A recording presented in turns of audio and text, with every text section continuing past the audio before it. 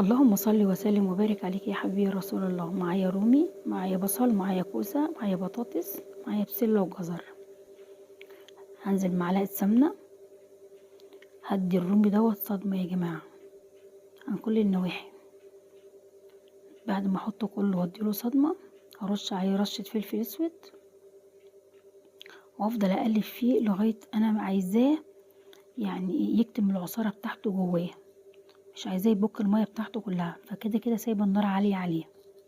هفضل اقلب فيه وهديله رشة فلفل اسود، وهقلب تاني لغاية بس ما احس ان هو ايه، خلاص ما بقاش في مية خالص نهائي نهائي. احط له واحدة ماجي عشان تديله بس طعم. خلاص كده.